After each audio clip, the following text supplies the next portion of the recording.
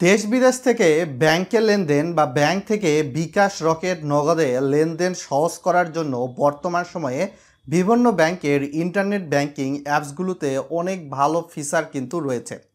যাদের পূবালী ব্যাংকের অ্যাকাউন্ট রয়েছে তারা দেশ বা বিদেশ থেকে এই মোবাইলের মাধ্যমে কিন্তু লেনদেন করতে পারবেন, এমনকি আরও অনেক সুবিধাই কিন্তু উপভোগ করতে পারবেন। তো এক্ষেত্রে অবশ্যই আপনাকে পূবালী ব্যাংকের পাই ব্যাংকিং অ্যাপ যেটা রয়েছে সেটা গুগল প্লে স্টোর থেকে আপনাকে কিন্তু প্রথমেই ইনস্টল করে নিতে হবে।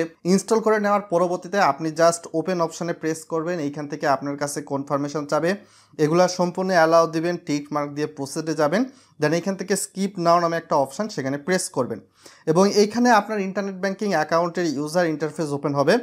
অলরেডি হ্যাভ অ্যাকাউন্ট এবং সাইন আপ নামে একটা অপশান রয়েছে পাশে, তো এই সাইন আপ যে হলুদ অপশান রয়েছে এখানে কিন্তু প্রেস করে দিতে হবে। তো প্রেস করে দিলে আপনাদের সামনে নতুন ইউজার ইন্টারফেস ওপে প্রসেস দিবেন টিকমার্ক দিয়ে, দেন এখানে আপনি আপনার ব্যাঙ্ক অ্যাকাউন্ট নাম্বারটা দিয়ে দিবেন আপনার পূবালী ব্যাংকের যদি পূর্ববর্তী অ্যাকাউন্ট থাকে। তার পরবর্তীতে ডেট অফ বার্থ অর্থাৎ পূবালী ব্যাংকের অ্যাকাউন্ট খোলার সময় আপনার এনআইডি বা পাসপোর্ট যেটা ব্যবহার করেছিলেন সেখানে ডেট অফ বার্থ কী ছিল আপনি এখান থেকে সিলেক্ট করবেন, বছর, মাস, সাল এখান থেকে কিন্তু আপনি দেখতে পাচ্ছেন যেমনটা সিলেক্ট করে আমি কিন্তু সম্পূর্ণ ওকে করে দিচ্ছি। দেন এইখান থেকে আপনার যেই অ্যাকাউন্টটা রয়েছে সেই অ্যাকাউন্টের আন্ডারে আপনার কোন ফোন নাম্বার রয়েছে সেটা দিবেন। সিলেক্ট মোবাইল অপারেটর এই অপশনটাতে প্রেস করে দিয়ে আপনার অপারেটর সিলেক্ট করে নেক্সটে যাবেন। তো এখানে আপনার ফোনে একটা ওটিপি আসবে, তো আপনার সিমটা যদি রোমিং করা থাকে তাহলে তো ভালো, আর রোমিং করা যদি না থাকে তাহলে ভিডিও ডেসক্রিপশনে হোয়াটসঅ্যাপে যোগাযোগ করুন। তো এখান থেকে অ্যালাউ দিয়ে তো আপনি কিন্তু এখানে আপনার যে মেল অ্যাড্রেসটা রয়েছে সেটা কিন্তু দিয়ে দিবেন। তারপর নেক্সট অপশানে কিন্তু আপনি প্রেস করে দিবেন। তো প্রেস করে দেওয়ার পরবর্তীতে আপনাদের সামনে কিন্তু নতুন ইউজার ইন্টারফেস ওপেন হবে এবং আপনার মেল অ্যাড্রেস যেটা সেখানে কিন্তু আবার একটা ওটিপি আসবে। তো এখানে কিন্তু আপনারা দেখতে পাচ্ছেন আমার মেল অ্যাড্রেসে ইতিমধ্যে চলে এসেছি এবং এখান থেকে কিন্তু পূবালী ব্যাংক আমাদেরকে একটা ওটিপিটা দিয়েছে ইতিমধ্যে মেল অ্যাড্রেসের মাধ্যমে থেকে ওটিপিটা ভেরিফাই করে নিচ্ছি।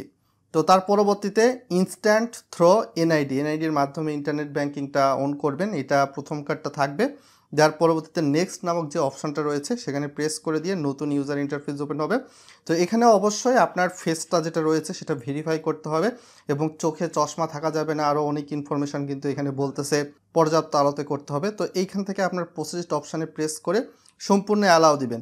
তো অ্যালাউ দিলে আপনার সরাসরি ফেসের সামনে, ডানে, বামে, উপর নিচে এরকম আপনাকে অঙ্গভঙ্গি করতে বলবে, এগুলো করে আপনার ফেসটা ভেরিফাই করে নেবেন। তার পরবর্তীতে এরকম আসলে ভেরিফাই অপশানে প্রেস করবেন।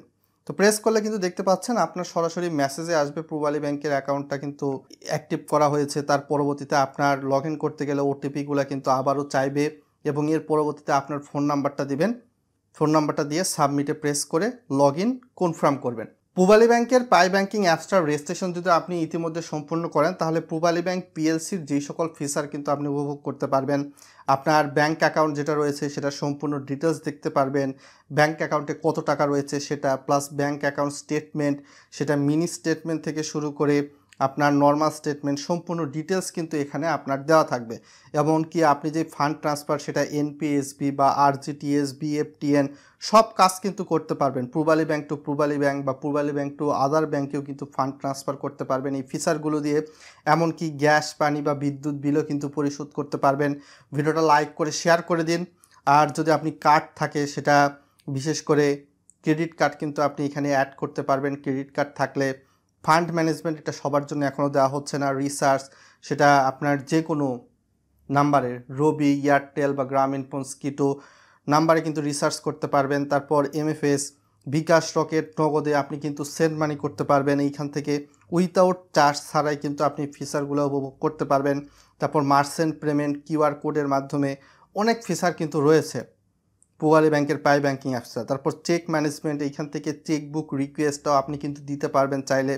পাশাপাশি আপনার চেকবুক স্ট্যাটাস, আপনি চেক রিকোয়েস্ট করলে কীরকম অবস্থায় রয়েছে, আপনার চেকবুকের কয়টা পৃষ্ঠা শেষ করেছেন, তো কয়টা পৃষ্ঠা আছে এটা চেকবুক স্ট্যাটাসের মধ্যে থাকবে। তারপর পজিটিভ পে, আপনার চেকবুকের কোন পৃষ্ঠা পজিটিভ পে, নেগেটিভ পে হচ্ছে, এগুলো এখান থেকে অ্যাড দিয়ে কনফার্ম করতে পারবেন।